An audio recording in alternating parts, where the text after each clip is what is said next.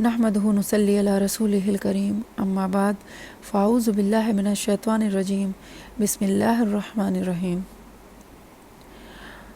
ربی اشرح لی صدری ویسر لی امری واحلل عقدۃ من لسانی یفقہوا قولی اللہم انی اسألک علما نافعا ورزقا طیبا وعملا متقبلا آمین۔ معزز سامعین اکرام، السلام علیکم ورحمۃ اللہ وبرکاتہ۔ سب سے بڑا خسارہ یہ ہے کہ مسلمان اپنا مال اور وقت، فکر و عقل صرف اس فانی دنیا کے راستے میں لگا دے اور اپنے نفس کی اصلاح سے اور ایسے اعمال کرنے سے غافل رہے جو اللہ تعالیٰ کو پسند ہے اور اس کو راضی کرتے ہیں۔ جب مسلمان انبیاء اور رسول کے راستے پر نہیں چلتا تو اس کی زندگی میں حیوانیت اور شیطانیت کے سوا کچھ باقی نہیں رہتا۔ لہٰذا اس کا حل یہ ہے کہ ہمیں اپنے اوپر قرآن اور سنت کے احکامات کو لازم کر لیں۔ آئیے آغاز کرتے ہیں پہلے پارے کی۔ سورۃ البقرہ مدنی ہے اور اس میں 286 آیت اور 40 رکوع ہیں۔ اس صورت میں آگے چل کر گائے کا واقعہ بیان ہوا ہے، اس لیے اسے بقرہ یعنی گائے کا واقعہ اور صورت کہا جاتا ہے۔ اس کی ایک خاص فضیلت یہ بھی بیان کی گئی ہے کہ جس گھر میں یہ پڑھی جائے اس گھر سے شیطان بھاگ جاتا ہے، جادو اپنا اس پر قدرت نہیں رکھتا،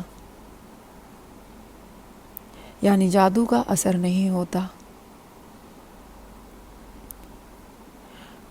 نزول کے اعتبار سے یہ مدنی دور کی ابتدائی صورتوں میں سے ہے، البتہ اس کے بعض آیات حجۃ الوداع کے موقع پر نازل ہوئی۔ بعض علماء کے نزدیک اس میں 1000 خبر، 1000 احکام اور 1000 مناہیات ہیں۔ انہیں حروف مقطعات کہا جاتا ہے، یعنی الف لام میم، یعنی حروف مقطعات سے یہ شروع ہوتی ہے، یعنی علیحدہ علیحدہ پڑھی جانے والی حرف۔ ان کے معنی کے بارے میں کوئی مسند روایت نہیں ہے، واللہ اعلم۔ البتہ نبی اکرم صلی اللہ علیہ وسلم نے یہ ضرور فرمایا ہے کہ میں نہیں کہتا کہ الف لام میم ایک حرف ہے، بلکہ الف ایک ہے اور حرف ہے، لام ایک حرف اور میم ایک حرف، اور ہر حرف پر ایک نیکی اور ایک نیکی کا اجر 10 گنا۔ ویسے تو یہ کتاب الہی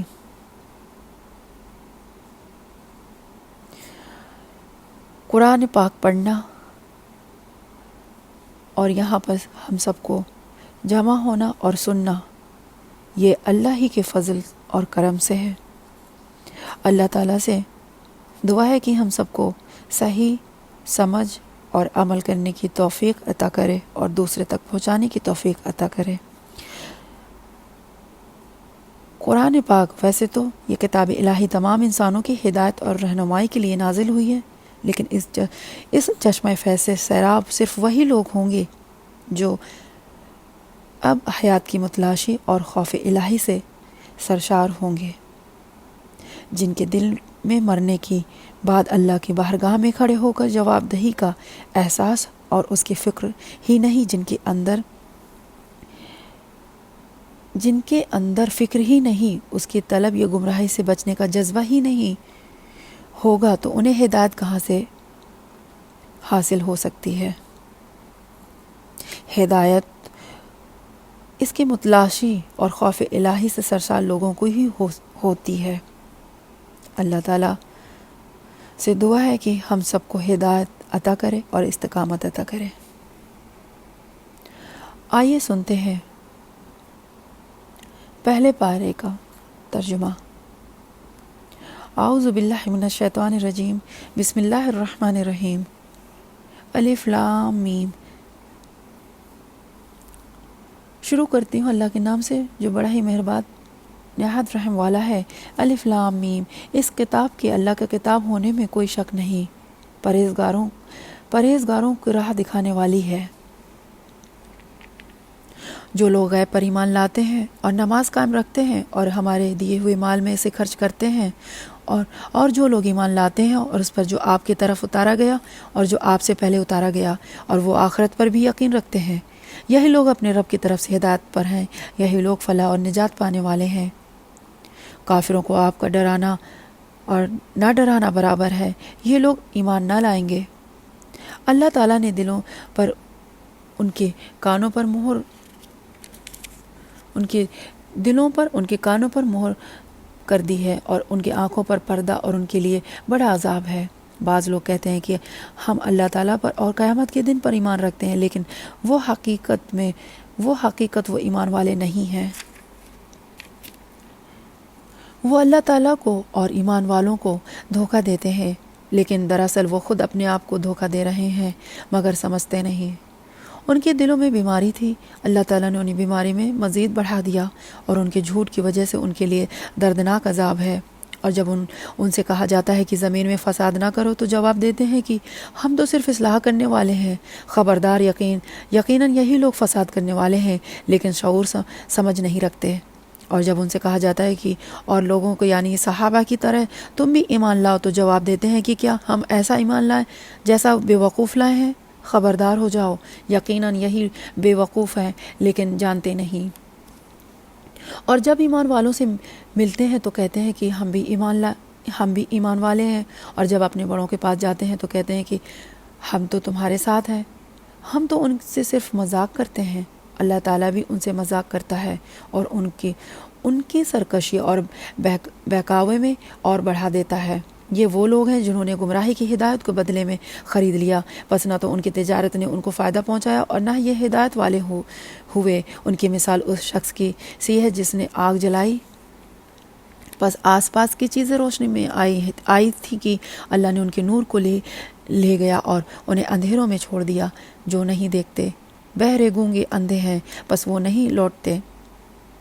یہ آسمانی برسات کی طرح جس میں اندھیریاں اور گرج اور بجلی اور موت سے ڈر کر کڑاکے کی وجہ سے اپنی انگلیاں اپنے کانوں میں ڈال لیتے ہیں، اور اللہ تعالیٰ کافروں کو گھیرنے والا ہے۔ قریب ہے کہ بجلی ان کی آنکھوں میں اچک لے جائے، جب ان کے لیے روشنی کرتی ہے تو اس میں چلتے پھرتے ہیں، اور جب ان پر اندھیرا کرتی ہیں تو کھڑے ہو جاتے ہیں۔ اور اگر اللہ تعالیٰ چاہے تو ان کی کانوں اور آنکھوں کو بیکار کر دے۔ یقیناً اللہ تعالیٰ ہر چیز پر قدرت رکھنے والا ہے۔ اے لوگو، اپنے اس رب کی عبادت کرو جس نے تمہیں اور تم سے پہلے کے لوگوں کو پیدا کیا، یہی تمہارا بچاؤ ہے۔ جس نے تمہارے لیے زمین کو فرش اور آسمان کو چھت بنایا، اور آسمان سے پانی اتار کر اس سے پھل پیدا کر کے تمہیں روزی دی۔ خبردار، باوجود جاننے کے اللہ کے شریک مقرر نہ کرو۔ ہم نے جو کچھ اپنے بندے پر اتارا ہے اس میں اگر تمہیں شک ہو اور تم سچے ہو تو اس کی جیسی صورت تو بنا لاؤ۔ تمہیں اختیار ہے کہ اللہ تعالیٰ کے سوا اپنے مددگاروں کو بھی بلا لو، پس اگر تم نے کیا اور تم ہرگز نہیں کر سکتے تو اسے سچا مان کر اس کے آگ سے بچو جس کا ایندھن انسان اور پتھر ہے، جو کافروں کے لیے تیار کی گئی ہے۔ اور ایمان والوں اور نیک عمل کرنے والوں کو ان سے جنتوں کی خوشخبریاں دو جن کے نیچے نہریں بہہ رہی ہیں، جب کبھی وہ پھلوں کا رزق دیے جائیں گے اور ہم شکل لائے جائیں گے تو کہیں گے کہ یہ وہی ہے جو ہم اس سے پہلے دیے گئے تھے۔ اور ان کے لیے بیویاں ہیں صاف ستھری اور ان جنتوں میں ہمیشہ رہنے والی ہیں۔ یقیناً اللہ تعالیٰ کی کسی مثال بیان کرنے سے نہیں شرماتا، خواہ مچھر کی کیوں نہ ہو، یہ اس سے بھی ہلکی چیز کی۔ ایمان والے تو اسے اپنے رب کی جانب سے صحیح سمجھتے ہیں، اور کفار کہتے ہیں کہ اس مثال سے اللہ نے کیا مراد لی، اس کے ذریعہ بیشتر کو گمراہ کرتا ہے اور اکثر لوگ کی راہ راست پر لاتا ہے، اور گمراہ تو صرف فاسقوں کو ہی کرتا ہے جو لوگ اللہ تعالیٰ کے مضبوط عہد کو توڑ دیتے ہیں۔ اللہ تعالیٰ نے جن چیزوں کو جوڑنے کا حکم دیا ہے انہیں کاٹتے اور زمین میں فساد پھیلاتے ہیں، یہی لوگ نقصان اٹھانے والے ہیں۔ تم اللہ کے ساتھ کیسے کفر کرتے ہو، حالانکہ تم مردے تھے، اس نے تمہیں زندہ کیا، پھر تمہیں مار ڈالے گا، پھر زندہ کرے گا، پھر اس کی طرف لوٹائے جاؤ گے۔ وہ اللہ جس نے تمہارے لیے زمین کی تمام چیزیں پیدا کی، پھر آسمان کی طرف کیا اور ان کو ٹھیک ٹھاک 7 آسمان بنایا اور وہ ہر چیز کو جانتا ہے۔ اور جب تیرے رب نے فرشتوں سے کہا کہ میں زمین میں خلیفہ بنانے والا ہوں، تو انہوں نے کہا ایسے شخص کو کیوں پیدا کرتا ہے جو زمین میں فساد کرے اور خون بہائے، اور ہم تیرے تسبیح، حمد اور پاکیزگی بیان کرنے والے ہیں۔ اللہ تعالیٰ نے فرمایا جو میں جانتا ہوں تم نہیں جانتے، اور اللہ تعالیٰ نے آدم کو تمام نام سکھا کر ان چیزوں کو فرشتوں کے سامنے پیش کیا اور فرمایا اگر تم سچے ہو تو ان چیزوں کو نام بتاؤ۔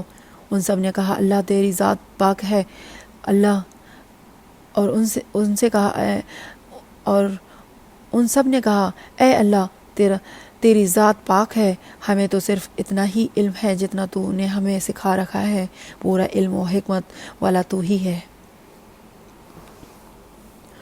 اللہ تعالیٰ نے حضرت آدم علیہ السلام سے فرمایا تم ان کے نام بتا دو۔ جب انہوں نے بتا دیے تو فرمایا کہ میں نے تمہیں پہلے ہی نہ کہا تھا کہ زمین اور آسمان کو غیب میں جو میں جانتا ہوں اور میرے علم میں ہے، جو تم ظاہر کر رہے ہو اور جو تم چھپاتے ہو۔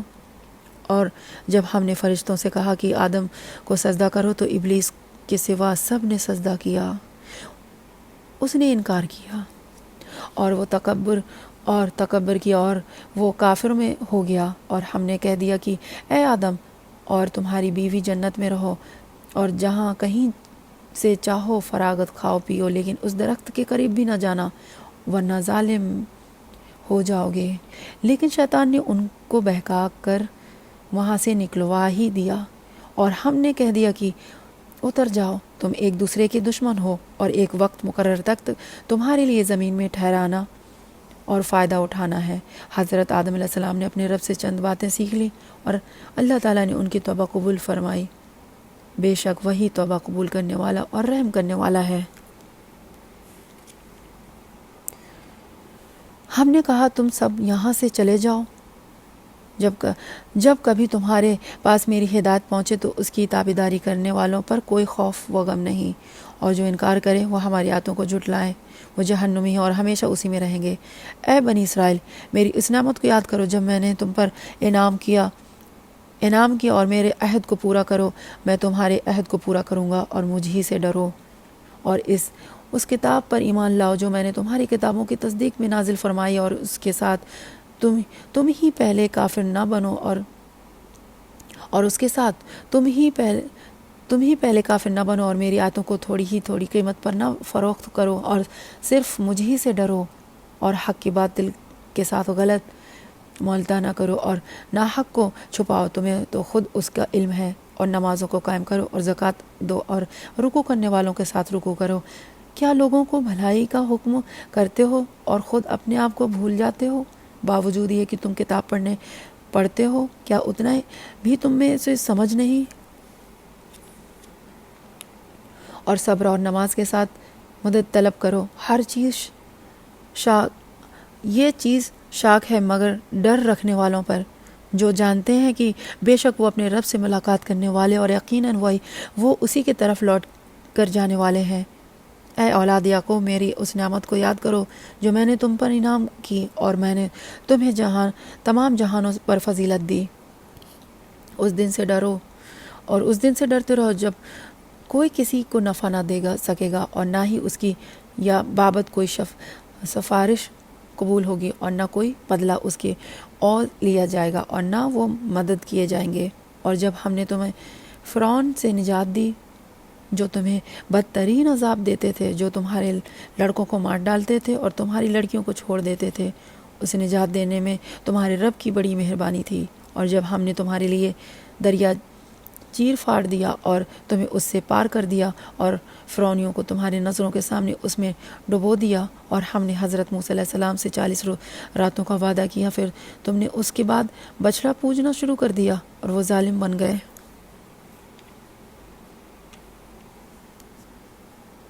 لیکن ہم نے باوجود اس کے پھر بھی تمہیں معاف کر دیا تاکہ تم شکر کرو، اور ہم نے حضرت موسیٰ علیہ السلام کو تمہاری ہدایت کے لیے کتاب معجزہ عطا فرمائی۔ جب حضرت موسیٰ علیہ السلام نے اپنی قوم سے کہا کہ اے میری قوم، بچڑے کو معبود بنا کر تم نے اپنی جانوں پر ظلم کیا ہے، اب تم اپنے پیدا کرنے والے کی طرف رجوع کرو، اپنے کو واپس میں قتل کرو، تمہاری بہتر اللہ کے نزدیک اسی میں ہے، تو اس نے تمہاری توبہ قبول کی، اور وہ توبہ قبول کرنے والا اور رحم و کرم کرنے والا ہے۔ اور تم اسے بھی یاد کرو، تم نے حضرت موسیٰ علیہ السلام سے کہا تھا کہ جب تک کہ ہم اپنے رب کے سامنے نہ دیکھ لیں ہرگز ایمان نہ لائیں گے۔